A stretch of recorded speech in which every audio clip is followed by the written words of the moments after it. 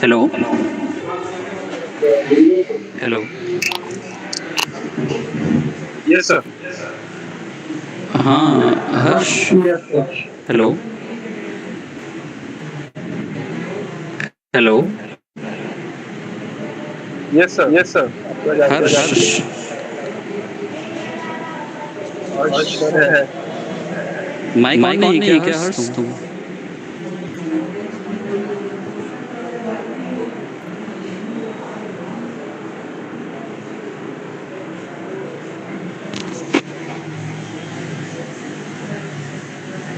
इसकी हर्ष इवेंट की रिकॉर्डिंग कर रहे हो?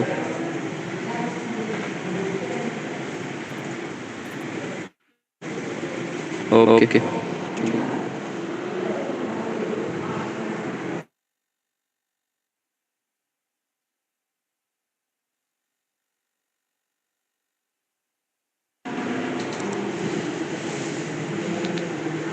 अक्षत स्क्रीन कौन शेयर कर रहा है? किस सर वाली? हर्ष से शेयर करेगा। अच्छा, तो कह दो अब उसको चला लेना। हाँ, शेयर करना स्टार्ट ना करो। हम थके ना हम हारे। हमने अपनी पिछली कमियों को सुधारते हुए आज पूरी तरह से आश्वस्त किया है पूरी तरह से आश्वस्त किया है कि लैंड सर मॉड्यूल सबको बुला लीजिए।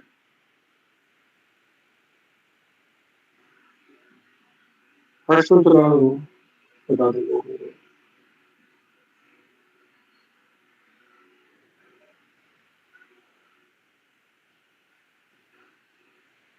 वेट।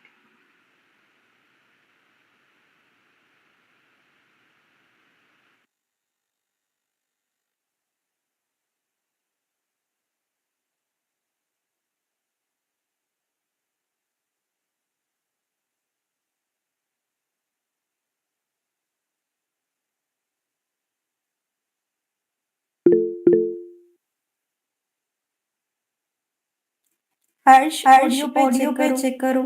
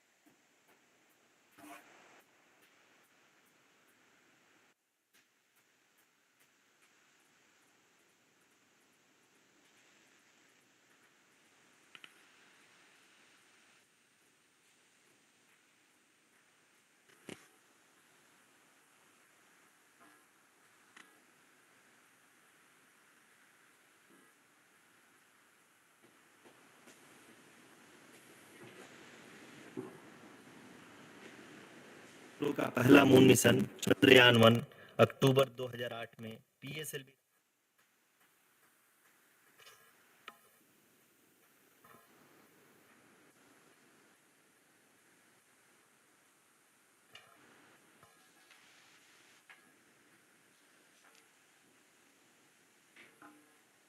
धन्यवाद आरती।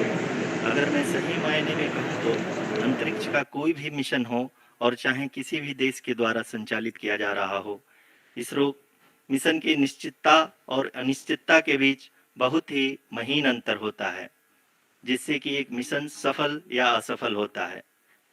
लेकिन ना हम थके ना हम हारे। हमने पिछली कमियों को सुधारते हुए आज पूरी तरह से आश्वस्त किया है कि लैंडर मॉड्यूल निश्चित तौर पे चंद्रमा के सतह पर सेफ और सॉफ्ट लैंडिंग करेगा। सभी दर्शकों के जानकारी के लिए अब हम इसरो के अब तक के सभी लूनर मिशंस को संक्षिप्त विवरण प्रस्तुत करेंगे। जी हाँ, इसरो का पहला मून मिशन चंद्रयान-1 अक्टूबर 2008 में पीएसएलवी रॉकेट के द्वारा सफलतापूर्वक प्रक्षेपित किया गया था। चंद्रयान-1 ने चंद्रमा के सतह पर पानी की खोज करके पहले ही इतिहास रच चुका है।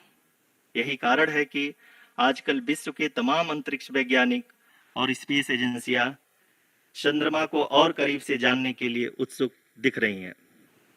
अगर हम बात करें चंद्रयान-2 की, जो इसरो का दूसरा मिशन है, जुलाई 2019 में इसरो के सबसे ताकतवर रॉकेट LVM-3 द्वारा सफलतापूर्वक प्रक्षेपित किया गया था और आज भी लगभग 4 साल बाद यह चंद्रमा के 100 किलोमीटर के सर्कुलर ऑर्बिट में घूमते हुए बहुत ही उत्तम क्वालिटी का डेटा प्रदान कर रहा है। मिशन के प्रारंभ में इसकी आयु 1 साल निर्धारित की गई थी, परंतु LVM-3 द्वारा बहुत ही सटीक इंजेक्शन और मिशन मैनेजमेंट की वजह से चंद्रयान-2 काफी लंबे समय तक कार्यरत रहेगा। अब तक चंद्रयान-2 चंद्रमा के लगभग सभी भागों का चित्र ले चुका है। इसका एक बहुत ही महत्वपूर्ण पेलोड OHRC यानी कि ऑर्बिटर हाई रेजोल्यूशन कैमरा विश्व का सबसे बेहतरीन कैमरा है, जो कि चंद्रमा की सतह का लगातार पिक्चर भेज रहा है। अब मैं ROC जी से निवेदन करूंगा कि वो आप लोगों को इसरो के वर्तमान मिशन चंद्रयान-3 के बारे में बताएं। अभी आपने मिश्रा जी के द्वारा सुना इसरो के अब तक के लूनर मिशंस का विवरण। अब चलते हैं towards Chandrayaan-3, the follow-up mission of Chandrayaan-2, which has been designed to accomplish our mission goals. The primary objective of Chandrayaan-3 mission is the demonstration of safe and soft landing on the lunar surface. This demonstration is a critical aspect for ISRO's future interplanetary missions. In addition to this, the mission objectives also include demonstration of roving capability and conduction of in situ scientific experiments on Moon's surface. Carried on the shoulders of India's heaviest rocket LVM-3 on the 14th of July, Chandrayaan-3 was placed in the precise elliptic parking orbit of size 170 by 36,500 kilometers. ISRO, in its mission plan of following the incremental trajectory approach, carried a total of 5 earthbound maneuvers. The fifth apogee-raising maneuver, which took place on the 25th of July, placed the spacecraft in an orbit of 250 by 127,000 kilometers. At the early hours of 1st August, the translunar injection was carried out, after which the composite module began the final leg of its long journey of nearly 384,000 kilometers for its rendezvous with the Moon. The TLI was a key step in the mission, enabling the spacecraft to escape Earth's gravitational pull and travel to the Moon. An orbit of 288 by 369,328 kilometers was achieved at the end of the translunar injection. जी हाँ, translunar injection किसी भी interplanetary mission के लिए बहुत ही आवश्यक परंतु कठिन operation होता है। इस सफल मैन्यूवर के बाद चंद्रयान-3 पृथ्वी से दूर निकलकर चंद्रमा के प्रभाव क्षेत्र में एक हाइपरबोलिक ट्रैजेक्टरी के द्वारा पहुंचाया गया। पुनः 5 अगस्त 2023 को लूनर ऑर्बिट इंसर्शन के द्वारा चंद्रयान-3 को 160 किलोमीटर के पेरिलून और 18,000 किलोमीटर के अपोलून के साथ चंद्रमा के इलिप्टिकल ऑर्बिट में स्थापित कर दिया गया। TLI के तरह LOI भी एक बहुत जटिल ऑपरेशन होता है। इसमें हमें यह ध्यान देना आवश्यक होता है कि उपग्रह के वेगमान को एक निश्चित बिंदु से घटाया जा सके, अन्यथा उपग्रह चंद्रमा के प्रभाव क्षेत्र से बाहर निकल जाएगा। LOI के सफलतापूर्वक परिचालन के बाद चंद्रयान-3 की कक्षा को 4 बार और परिवर्तित किया गया। इस दौरान चंद्रमा की अधिकतम ऊंचाई को घटाकर 160 किलोमीटर कर दिया गया। इस पूरी लगभग 755 किलोग्राम ईंधन का उपयोग हुआ और चंद्रयान-3 के वेगमान लैंडर मॉड्यूल को लगभग 150 किलोमीटर के सर्कुलर ऑर्बिट में स्थापित करने के बाद 17 अगस्त 2023 को प्रपल्सन मॉड्यूल से अलग कर दिया गया। पुनः लैंडर मॉड्यूल के ऑर्बिट को 2 ड्यू बूस्ट मैन्यूवर्स के द्वारा 150 किलोमीटर के सर्कुलर ऑर्बिट से घटाकर 25 गुणे 130 किलो कर दिया गया कि 800 न्यूटन के चारों थ्रोटलेबल थ्रस्टर्स पावर डिसेंट के समय किसी भी चुनौती का सामना कर सकें। लैंडर मॉड्यूल इस ऑर्बिट में 4 दिन तक चंद्रमा की परिक्रमा करता रहा ताकि इसके सभी सब सिस्टम को पावर डिसेंट से पहले कार्यात्मक रूप से वेरीफाई और valid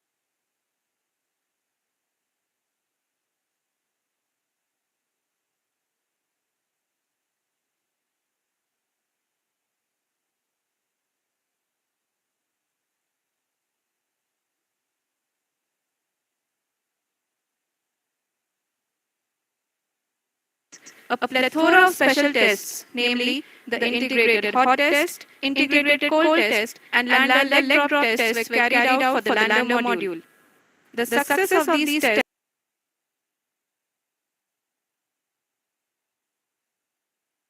guidance, control, and navigation algorithms. The key findings during the tests have been able to improve the overall system performance. The largely unexplored south pole of the moon has been chosen as the intended landing site since there is a possibility of finding ice and other minerals which would be vital resources for future explorers. Apart from continuing investigations pioneered by Chandrayaan-1 and Chandrayaan-2, the Chandrayaan-3 mission will also provide invaluable data to the science community around the world. Let us give our viewers a glimpse on the configuration of Chandrayaan-3 mission.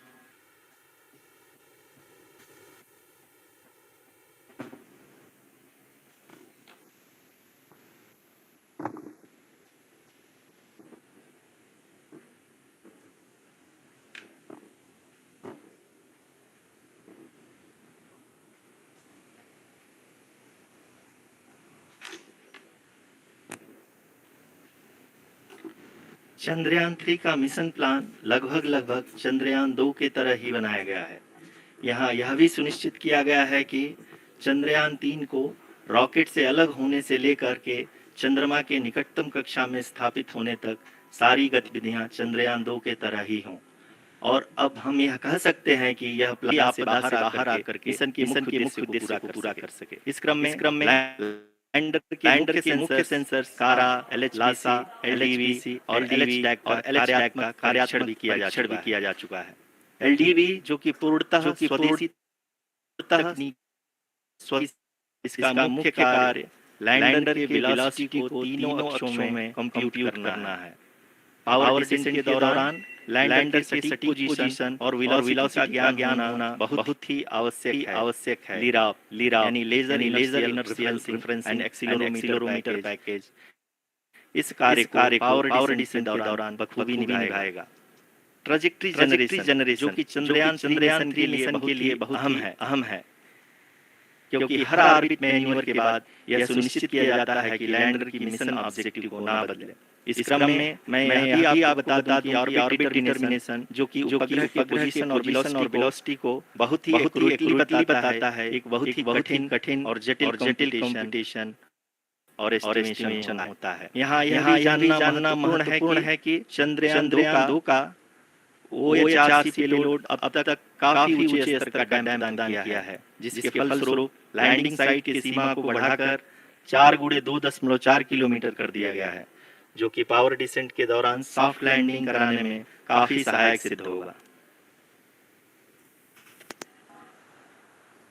Apart from the sensors, Chandrayaan-3 is equipped with a suite of sophisticated payload instruments. While Chandrayaan-1 and Chandrayaan-2 orbiter have provided abundant remote sensing data of Moon, equally important are the on-site localized measurements that provide ground truths. Lander and rover have payloads which are completely new and will perform in situ analysis of lunar surface. The two spectroscopes on rover, APXS and LIBS, will actively measure the surface elemental abundances at the landing location and surrounding area. The lander carries a seismometer ILSA that can sense impact events and lunar quakes. The thermal probe CHAST will measure the temperature profile and thermal conductivity of Moon's regolith. The Rambha payload will carry out lunar ionosphere studies, while the laser retroreflector array shall be a passive location indicator for future spacecraft equipped with laser altimeter. The propulsion module has not been left behind, and an experimental shape payload has been added to it as a value addition. It will help in understanding the nature and characteristics of water-rich planets and will also aid in the future study of potentially habitable exoplanets. We are minutes away from the start of powered descent. The entire powered descent shall be carried out by the onboard autonomous landing sequencer or ALS, which is a series of instructions preloaded to the lander module. These instructions include the commands to be executed, data to be collected and analyzed, and decisions to be made and executed autonomously throughout the powered descent.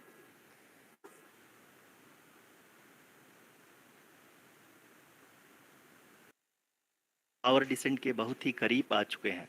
हम आपको बताते चलें कि power descent को कुल 4 चरणों में बांटा गया है। सबसे पहले आता है रफ ब्रेकिंग फेज, जिसमें लैंडर की ऊंचाई को चंद्रमा की सतह से 30 किलोमीटर से घटाकर 7.4 किलोमीटर कर दिया जाएगा। इस पूरी प्रक्रिया को पूरा करने में लगभग 11.5 मिनट लगेगा और इसका समानांतर वेग 1680 मीटर प्रति सेकंड से घटाकर 358 मीटर प्रति सेकंड हो जाएगा। We have continuous flow of lander telemetry data from ISRO's Deep Space Network IDSN-32 located in Belalu, Bengaluru. The data is being acquired real time by station and is flown to the mission operation complex through our communication links. In addition to it, we also have support from ESA and JPL DSN stations. There will be no ground intervention once the ALS takes charge. The preparation for today's event had started 48 hours before, wherein various pre-selections and uplinking of parameters for the autonomous landing sequence were carried out. The whole descent is divided into 4 phases: the rough braking phase, the attitude hold phase, fine braking phase, and the local navigation phase or the terminal descent phase. जी हाँ, attitude hold phase, जो कि power descent का दूसरा चरण है, एक बहुत ही महत्वपूर्ण फेज है। इस 10 सेकंड के स्मॉल ड्यूरेशन के दौरान लैंडर के 2 महत्वपूर्ण सेंसर कारा और लासा लैंडर की ऊंचाई की गणना करेंगे। इस फेज के पूरा होते ही लैंडर चंद्रमा के सतह से कुल 6.8 किलोमीटर की ऊंचाई पर होगा।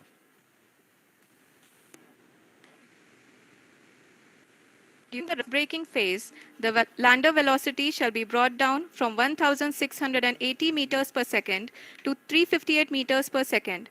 The altitude will be brought down from 30 kilometers to 7.4 kilometers at the end of rough braking.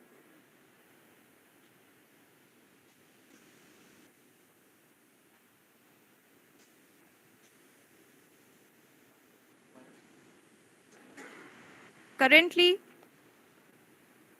we can see the scientists are analyzing the lander data.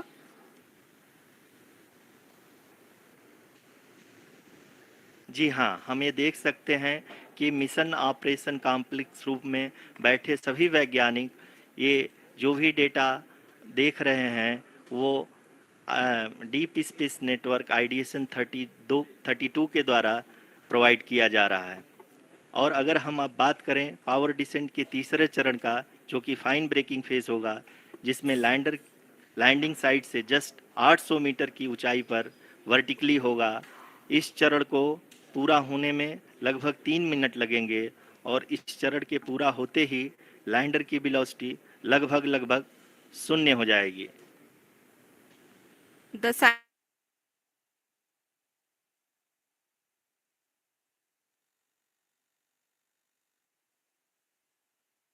are very close to the power descent.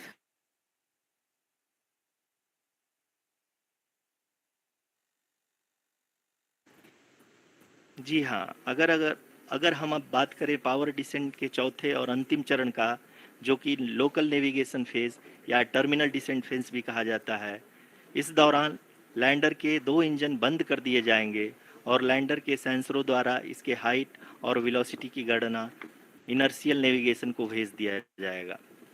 इस दौरान lander 150 metre की ऊंचाई को प्राप्त करने के बाद कुल 131 सेकंड लगाएगा।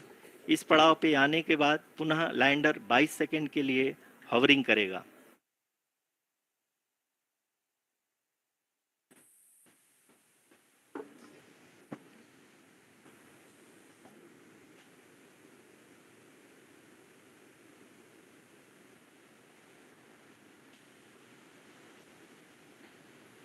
आप इस समय अपने स्क्रीन पे मिशन ऑपरेशन कॉम्प्लेक्स में बैठे सभी मान्यगणों को देख सकते हैं, जो कि बहुत ही उत्सुकता के साथ टेलीमेट्री डेटा को देख रहे हैं।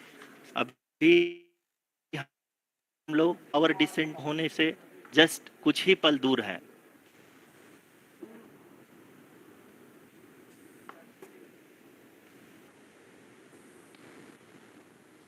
पावर डिसेंट शुरू होने में लगभग 30 सेकंड ही बचा है और हमको ये सारे data mission operation complex room में आइडिएशन 32 के द्वारा, जो कि लगातार लैंडर के कनेक्शन में बना हुआ है, प्रदान कर रहा है।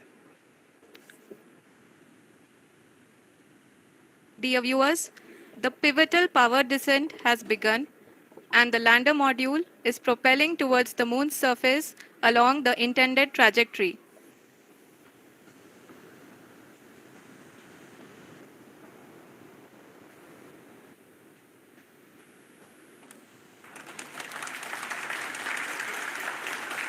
जी हाँ, अब देख सकते हैं रफ ब्रेकिंग फेज की शुरुआत हो चुकी है।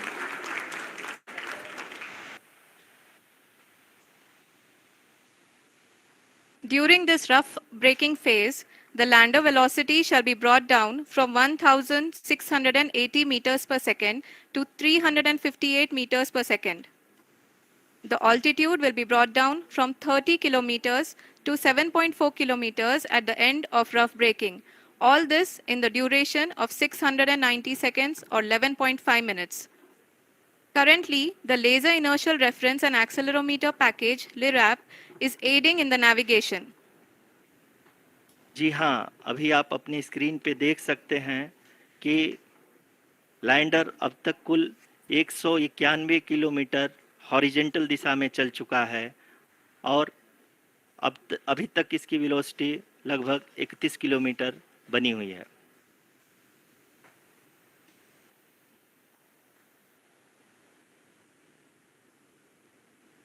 The lander module has traveled a distance of approximately 228 kilometers. The complete downrange that will be traveled during this phase shall be nearly 713.5 kilometers.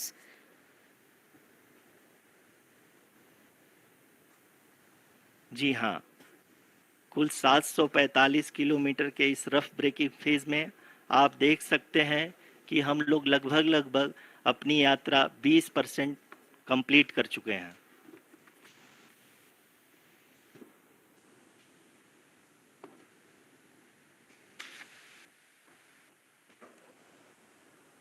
Power descent की यह शुरुआत हम कह सकते हैं कि बहुत ही सटीक और सधी हुई है, जिसमें लैंडर अपने वेगमान को अनुमानित तरीके से घटा रहा है।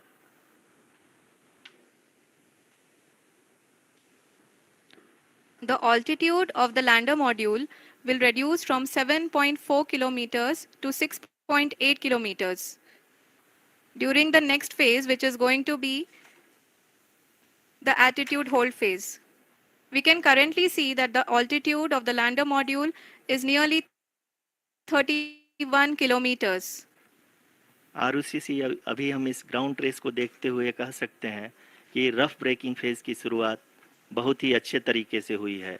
आप ये देख सकती हैं कि जो भी प्रोजेक्टेड ग्राउंड ट्रेस है उसी पे अपना लैंडर मॉड्यूल आगे चलते हुए बढ़ रहा है। अभी तक ये देखा जा सकता है कि लैंडर मॉड्यूल लगभग 370 किलोमीटर क्षैतिज दिशा में चल चुका है। The mission operations team is analyzing the data. We can all see the seriousness and the concentration with which each and every parameter of the lander module is being analyzed. The performance so far seems to be nominal. जी आरुषि, चूंकि ALS activate किया जा चुका है इसलिए ground से कोई commanding नहीं की जा रही है। इस दौरान आपके स्क्रीन पे सारे डेटा इसरो के डीप स्पेस नेटवर्क से रियल टाइम में आ रहे हैं। इस मिशन में सेकेंड और थर्ड ऑर्डर गाइडेंस पॉलिनोमियल का प्रयोग हुआ है, जो कि इनर्शियल थ्रस्ट और एंगल के हमेशा सुनिश्चित करेगा। During the entire descent, there is no ground intervention as the ALS has taken charge. The preparation for today's event had started nearly 48 hours before, wherein various pre-selections and uplinking of parameters were done. We can see that the vertical velocity of the lander module has been brought down. It is continuously coming down. And the ALS had already been initiated 1 hour before the scheduled time of the power descent start. Following this, the throttleable engine electronics module, the TECM, was switched on and lander was oriented to the favorable attitude. जी हाँ, आप अपनी screen पे देख सकते हैं कि lander module जिसकी शुरुआत में वेलोसिटी 1680 मीटर पर सेकंड थी, लगभग 11 मीटर पर सेकंड हो चुकी है, जो कि एक बहुत मैजिक कही है इस रफ ब्रेक।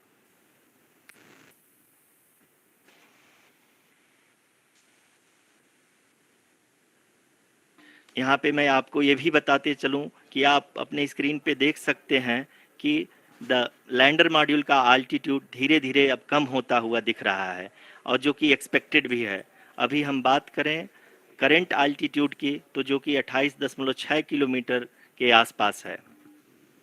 आप स्क्रीन पर ये भी देख सकते हैं Chandrayaan-3 lander imager display. The lander imager is continuously taking photographs of the moon's surface, and that is also being streamed here. Currently, the horizontal velocity has been brought down, and the distance traveled is 574 kilometers. The current altitude is 27 kilometers, as can be seen on the screen.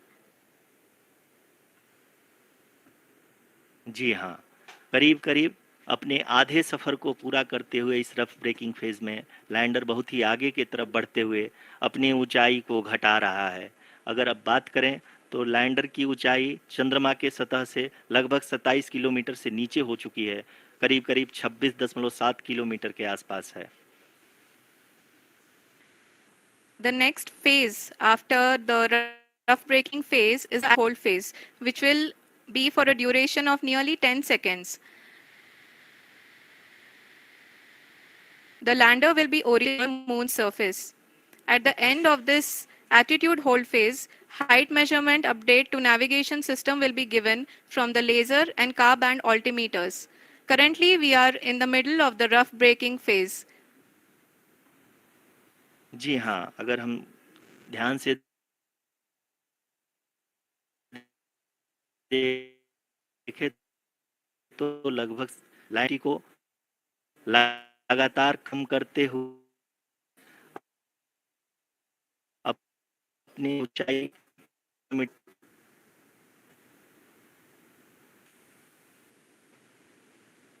अब तक के आंकड़े को देखते हुए हम कह सकते हैं कि लैंडिंग पूरी तरह से नॉमिनल है।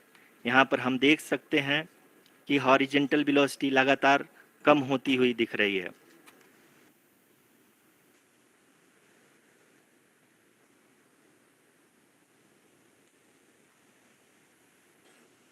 The altitude of lander from ground is currently 12 kilometer, is currently 22 kilometer, which is again going to be coming down, and that is expected.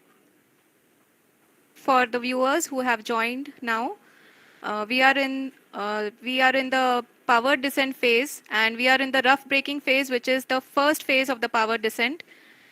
We have currently traveled a downrange of 697 kilometers, and the downrange that has to be traveled during this phase is 713.5 kilometers.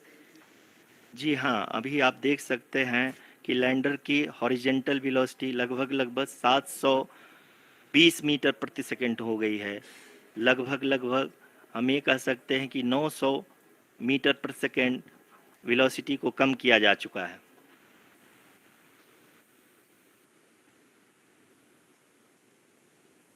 At the same time, we can see the altitude of the lander is just 17.8 kilometer from the moon surface, which is going to be around 7.4 at the end of the rough braking phase.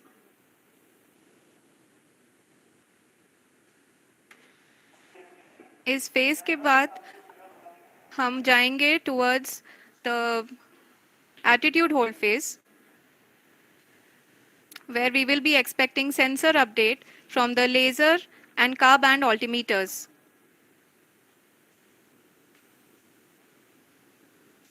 We can see the visualization of the lander module moving towards the moon's surface. The current altitude is nearly 15.2 kilometers, and the distance traveled is 754 kilometers. We can also see the image that the lander imager camera has been providing. जी हाँ, इस rough breaking phase के दौरान 800 Newton के चारों throttle engine अपने कार्य को पूरी तरह से अंजाम दे रहे हैं और लैंडर के हॉरिजॉन्टल वेलोसिटी को लगातार कम कर रहे हैं।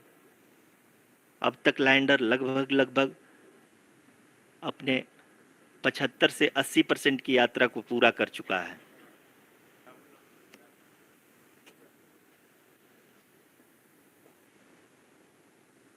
After the rough braking and the attitude hold phase, we shall be having the fine braking phase, which will continue for nearly 3 minutes. The whole phase is being driven by the autonomous landing sequencer, and there is no intervention from ground.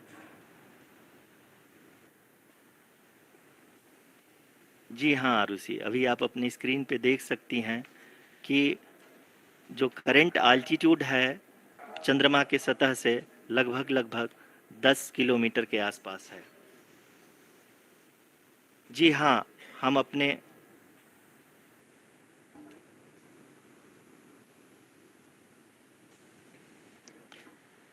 जी हाँ, हमारे प्रधानमंत्री जी श्री नरेंद्र मोदी जी हम सभी का उत्साहवर्धन करने के लिए दक्षिणी अफ्रीका के जोहान्सबर्ग से जुड़ गए हैं।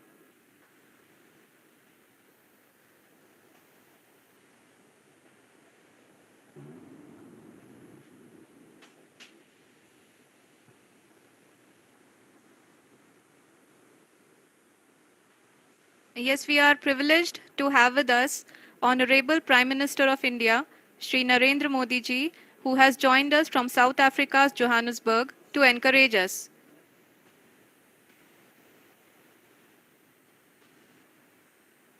जी हाँ, आप पे देख सकते हैं एल्टीट्यूड होल्ड फेस भी बहुत ही आसानी से लैंडर फेस ने पार कर लिया है और अब फाइन ब्रेकिंग की शुरुआत हो चुकी है। अभी हम ये देख सकते हैं कि लैंडर की ऊंचाई लगभग 5.6 किलोमीटर है, जो कि इस फेज के उपरांत लगभग लगभग 800 मीटर हो जाएगी।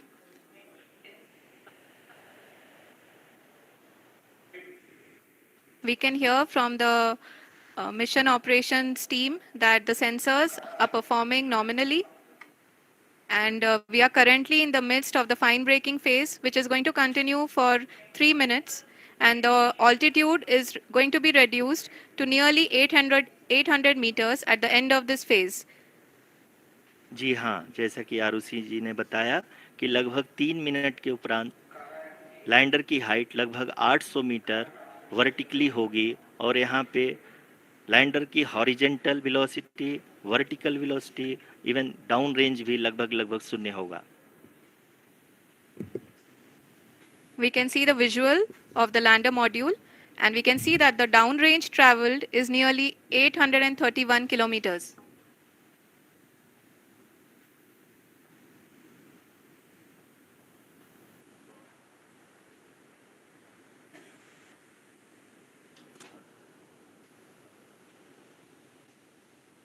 जी हाँ, आप अपनी स्क्रीन पे देख सकते हैं कि लैंडर की ऊंचाई अब चंद्रमा के सतह से लगभग 3 किलोमीटर से कम हो चुकी है। We are very close to the moon's surface, nearly 2.6 kilometers, as we can see.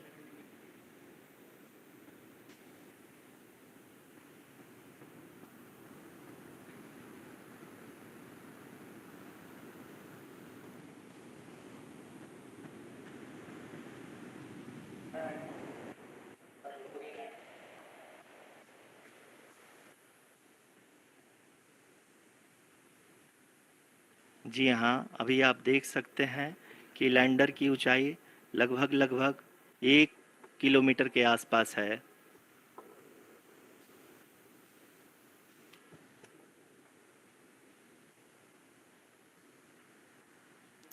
We are nearing the final phase of the power descent, which is going to be the vertical descent phase or the local navigation phase. जी हाँ, अब हम fine breaking waves के एकदम करीब आ चुके हैं। हाँ, आप तालियों के गड़गड़ाहट से सुन सकते हैं कि हम लोगों ने तीसरे चरण को भी बहुत ही सफलतापूर्वक हासिल कर लिया है और अभी हम वर्टिकल डिसेंट फेज में आ चुके हैं, जिसकी शुरुआत भी बहुत ही अच्छे ढंग से हो चुकी है।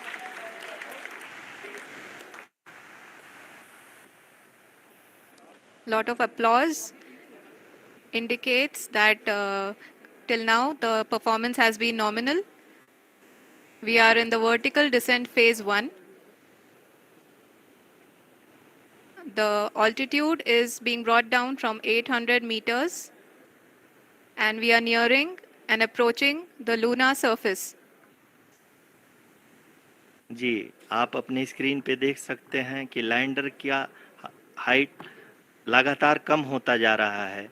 इस समय हम लैंडिंग साइट के जस्ट ऊपर हैं और इस समय इसकी ऊंचाई लगभग लगभग 600 के आसपास है।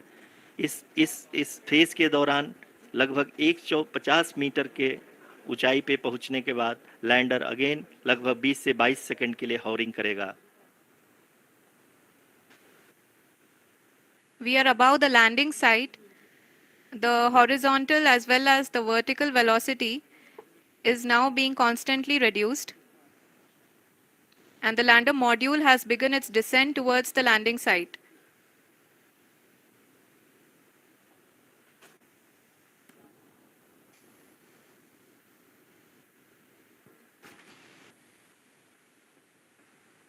जी हाँ, आप अपने स्क्रीन पे देख सकते हैं ये जो पथ निर्धारित किया गया है, लैंडर पूरी तरह से उसी को ही फॉलो कर रहा है। इस समय हम लगभग 200 मीटर की हाइट से भी कम आ चुके हैं।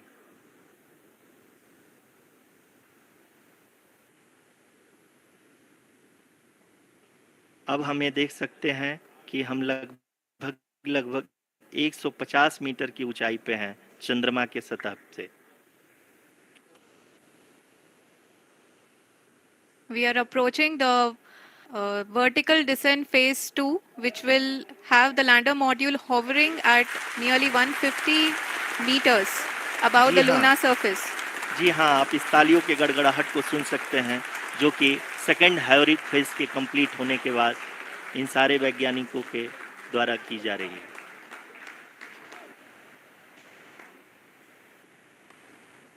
जी हाँ, आप अगर फिर से ध्यान से देखें तो एल्टीट्यूड पुनः कम होता जा रहा है। अभी हम लोग लगभग 135 मीटर की ऊंचाई पे हैं। The sensors that are updating at this point are providing confirmation of the safety of the landing site. आज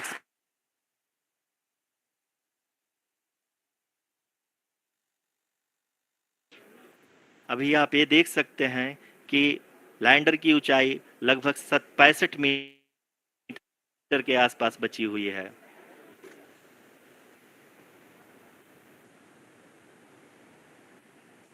Currently, only 2 engines are now being fired, and we are nearly at zero velocity, vertical and horizontal. We were hovering, and now we are approaching the moon's surface. धीरे धीरे lander की वेगमान को कम किया जा रहा है और हम अब लगभग 50 मीटर से भी कम आ चुके हैं। We can see the Honorable Prime Minister, Shri Narendra Modi ji, who is here to encourage us, and he is critically looking at the visuals.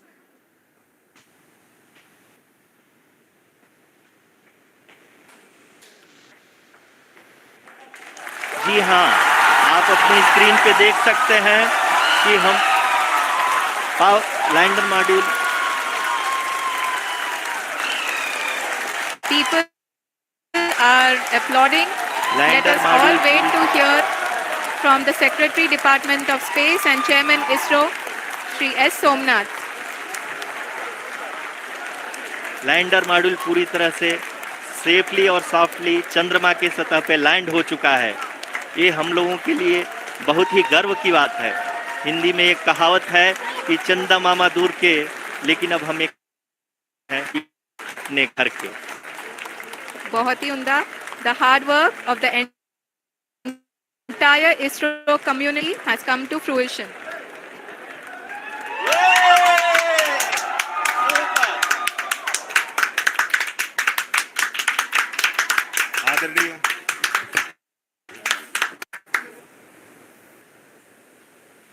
आदरणीय प्रधानमंत्री जी, नमस्कार sir. We have achieved soft landing on the moon. India is on the moon. Sir, I request our Honorable Prime Minister to address us and bless us. Thank you, sir. I think we all should clap. मेरे प्यारे परिवारजनों, And all. इसकी recording कर रहे हो आप? जब हम अपनी आंखों के सामने यस ऐसा इसकी रिकॉर्डिंग करो, मतलब ये वाकई में really proud moment for all of us. चलो इसको रिकॉर्ड कर लेना सब।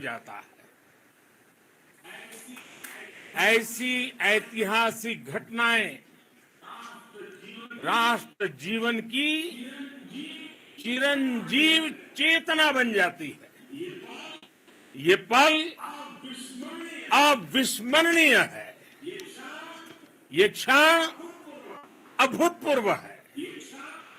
ये क्षण विकसित भारत के शंखनाद का है।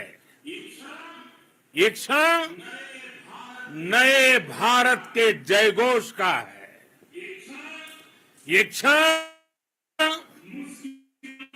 मुश्किलों के महासागर को पार करने का है। ये क्षण जीत के चंद्र पथ पर चलने का है। ये क्षण 140 करोड़ धड़कनों के सामर्थ्य का है। ये क्षण भारत में नई ऊर्जा, नया विश्वास, नई चेतना का है। ये क्षण भारत के उदयमान भाग्य के आह्वान का है। अमृत काल की प्रथम प्रभा में सफलता की यह अमृत वर्षा हुई है। हमने धरती पर संकल्प लिया और चांद पर उसे साकार किया। और हमारे वैज्ञानिकों ने भी कहा, India is now on the moon. आज हम अंतरिक्ष में नए भारत की नई उड़ान के साक्षी बने हैं। साथियों, मैं इस समय ब्रिक्स समिट में हिस्सा लेने के लिए दक्षिण अफ्रीका में हूं, लेकिन हर देशवासी की तरह मेरा मन चंद्रयान महाअभियान पर भी लगा हुआ था। नया इतिहास बनते ही हर भारतीय जश्न में डूब गया है। हर घर उत्सव शुरू हो गया है। हृदय से मैं भी अपने देशवासियों के साथ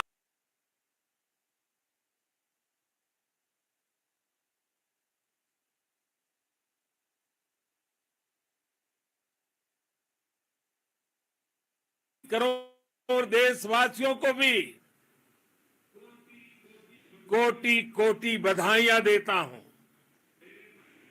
मेरे परिवारजनों, हमारे वैज्ञानिकों के परिश्रम और प्रतिभा से भारत चंद्रमा के उस दक्षिणी ध्रुव पर पहुंचा है जहां आज तक दुनिया का कोई भी देश नहीं पहुंच सका।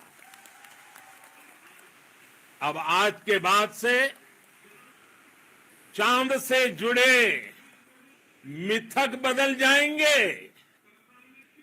कथानक भी बदल जाएंगे और नई पीढ़ी के लिए कहावतें भी बदल जाएगी। भारत में तो हम सभी लोग धरती को मां कहते हैं और चांद को मामा बुलाते हैं।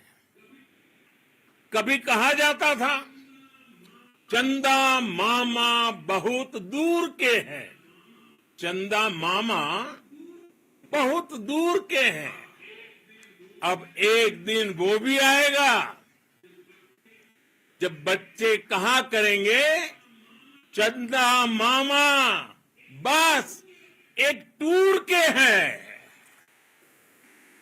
Friends, on this joyous occasion, I would like to address all the people of the world, the people of every country and region.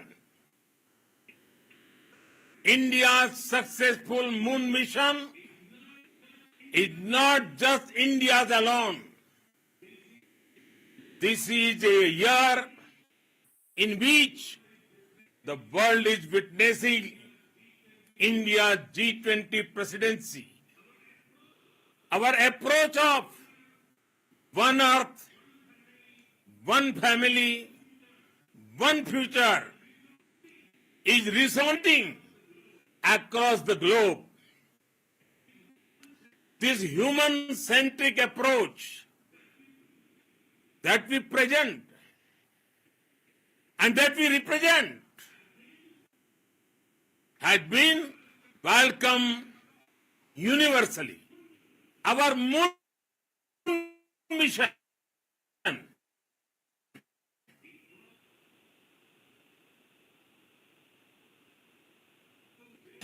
therefore, this success and it will help moon missions by other countries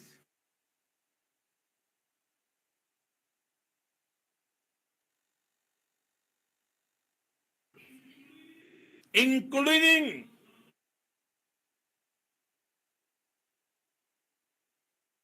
achieving such feats. We can all aspire for the moon and beyond.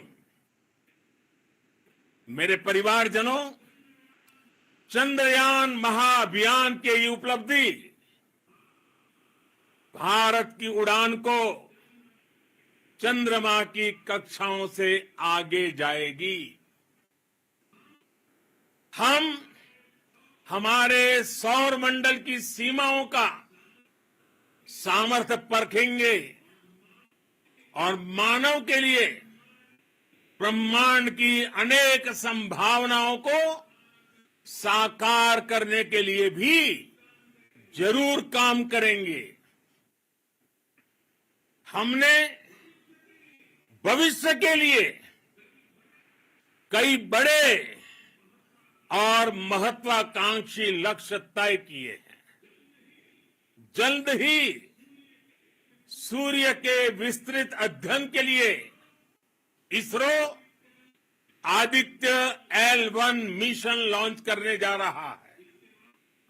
इसके बाद शुक्र भी इसरो के लक्ष्यों में से एक है। गगनयान के जरिए देश अपने पहले ह्यूमन स्पेस फ्लाइट मिशन के लिए भी पूरी तैयारी के साथ जुटा है। भारत बार बार ये साबित कर रहा है कि sky is not the limit. साथियों, साइंस और टेक्नोलॉजी देश के उज्जवल भविष्य का आधार है। इसलिए आज के इस दिन को देश हमेशा हमेशा के लिए याद रखेगा। यह दिन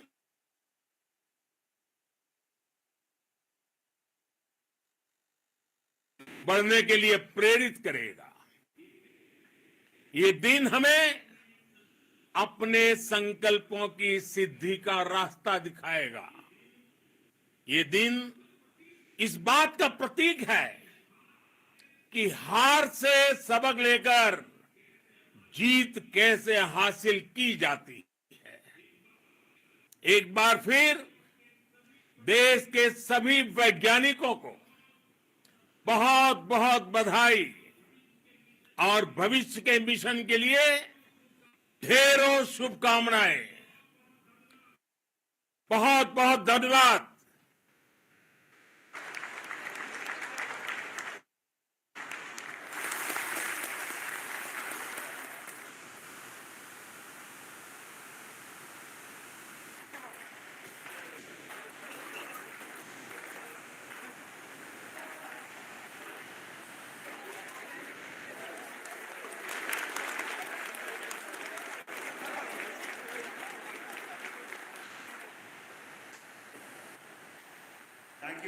Thank you, Adranee Pradhan Mantri ji, for being part of our journey to this success. And let me take this opportunity to thank the people behind this mission, the project director of Chandrayaan-3. He is here. Veera Muthuvel, congratulations to you. The associate director, Kalpana, and the mission operations director, Srikanth. And the satellite was built at your house satellite center, Shankar and the director.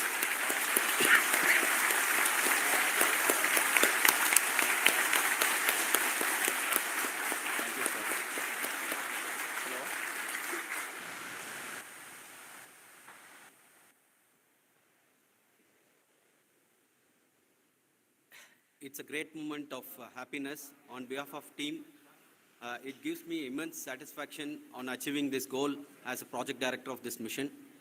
The entire mission operations, right from launch till landing, happened flawlessly as per the timeline, and we became the 4th country to land to demonstrate the soft landing onto the moon surface, and we became the first country to go to near to the south pole of the moon.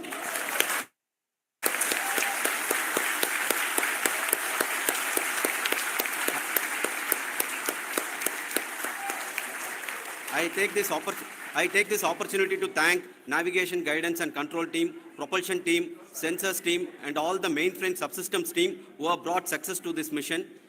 I also take the opportunity to thank the Critical Operations Review Committee for thoroughly reviewing the mission operations right from launch till this date.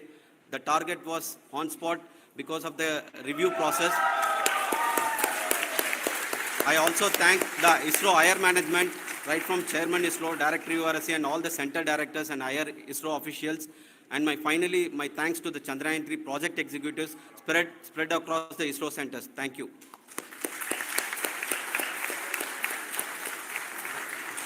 Mission Director Srikanth. It gives me an immense pleasure to be part of Chandrayaan-3 and acting as Mission Director. I would like to thank each and every team member who has supported in carrying out all the mission operations flawlessly. And I would like to thank my senior management, Chairman ISRO, Director URSC, my senior colleagues and my team members for carrying out and supporting all the things carrying out in a proper way. Thank you very much. Associate Project Director Kalpana. Good evening to all. This will remain the most memorable and the happiest moment for all of us, for our team Chandrayaan-3. We have achieved our goal flawlessly. From the day we started rebuilding our spacecraft after Chandrayaan-2 experience, it has been breathe in, breathe out Chandrayaan-3 for our team. And starting from the reconfiguration to all the special tests and the simulations we have conducted meticulously. And this has been possible only because of our immense effort from our Chandrayaan-3 team. And of course, with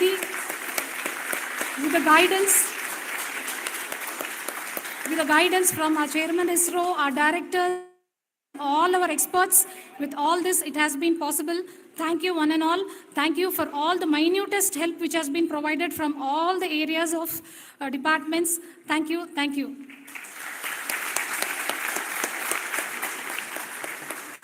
Now, Chandrayaan-3 is a result of the work done by thousands of scientists, engineers, our staff and industries and support team across ISRO and other places, other institutions.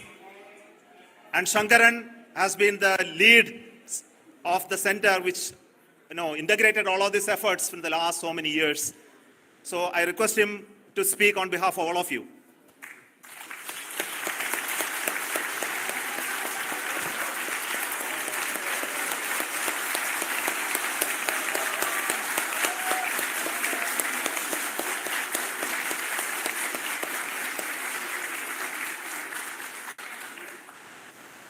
Thank you very much for the affection that has been displayed today now. Today, we have achieved what we set out to achieve in 2019. It was delayed by about 4 years, but we have done it. When Chandrayaan-3 was launched, after the separation of the spacecraft from launch vehicle, I said, I will speak the rest of the things after the soft landing. So here I will take a couple of minutes to tell the tremendous amount of effort that has been put in by the entire project team. When I say project team, it is not just only the project director and associate project director. Of course, they are the face of the project. They have been living, sleeping, eating, breathing Chandrayaan for the last 4 years. They have been supported by such a large number of people, particularly in the navigation, guidance and control area, propulsion system. This area, the amount of effort that has been put by people, the number of simulations that have been done, the number of reviews they have gone through, the amount of criticism they faced and overcome that. It is, as a person who has been watching this for the last 4 years along with them, my heart goes out for them. The amount of effort is tremendous. That is what ISRO is all about. That is what our organization has taught us to do. Now today this success has put us even more higher responsibility, as the Honorable Prime Minister was telling, because we have set the bar now so high. Nothing less than nothing less spectacular than this is going to be inspiring for any of us in the future. So as the Honorable Prime Minister mentioned, we will be now looking at putting the man in space, putting a spacecraft around Venus, and landing a craft in Mars. Work on all these activities are going on for few years. And this success today will inspire us and will spur us to take those efforts even more strongly, so that we will make our country proud again and again and again. Thank you very much for every one of you who have directly or indirectly participated in this mission, encouraged us, intentionally or unintentionally helped us in all for every one of you. A big thank you, because even casual remark, an unintended point can help a person who is striving to reach a goal. The person who is making that remark may not have meant it that way, but sometimes it can ignite that's why I said that even unintended help is very, very, very welcome, and we are very, very thankful for that. Thank you, Team ISRO, for supporting all of us. The amount of affection we received when this mission came into this final stage, the number of people who gave us confidence that nothing can go wrong, and this is going to be successful. In fact, I was not that much confident, because we have seen a couple of times issues, because I know very well, as a person who has been doing in this domain for 36 years, I know there are thousands of things. Any of that can anytime go wrong and derail. But so many of the people, because that I only see as the reflection of the effort we have put. अरे आस्था, ये तो सब धीरे धीरे निकल लिए. So happy to see this effort, and they want us to succeed. It is not that they know that we are going to succeed. धीरे धीरे सब निकल लिए.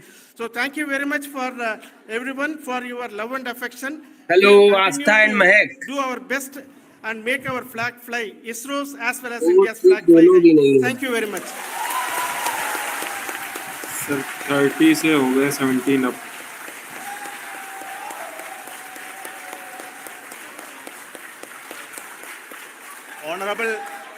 Honorable Prime Minister called me and conveyed his greetings to each one of you and your family, for the wonderful work you did in ISRO.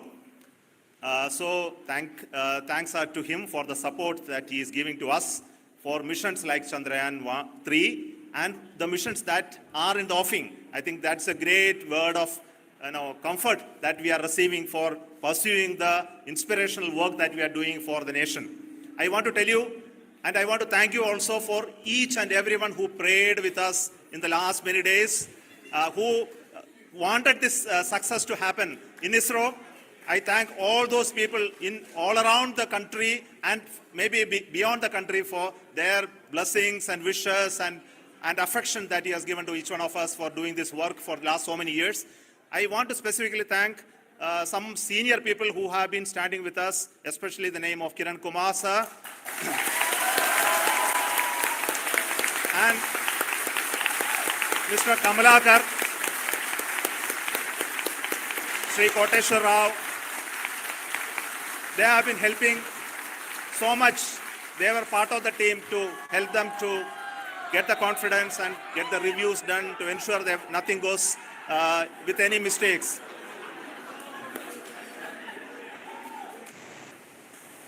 And of course, this is not the work of us alone. This is a work of a generation of ISRO leadership and ISRO scientists. And this is a journey we started in Chandrayaan-1, continued in Chandrayaan-2, and Chandrayaan-2 craft is still working and doing a lot of communication work with us. And all the team that contributed to building Chandrayaan-1 and Chandrayaan-2 should be remembered and thanked while we celebrate Chandrayaan-3. And this is an incremental progress and definitely a great, huge one it is. And thank you so much for all the support and work that you have done.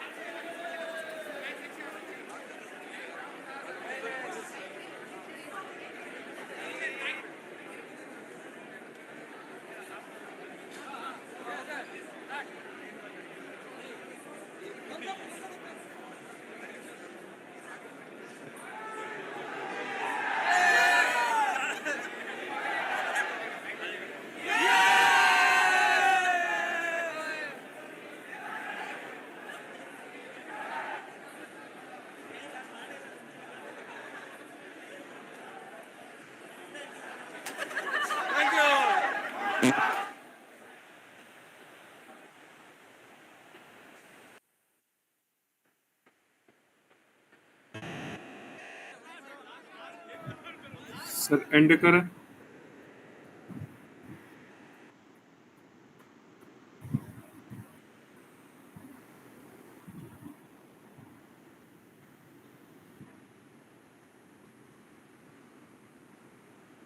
Hello.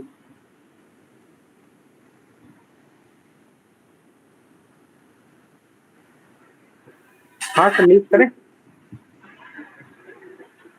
हाँ meet stop कर दो, वो stop कर दो recording.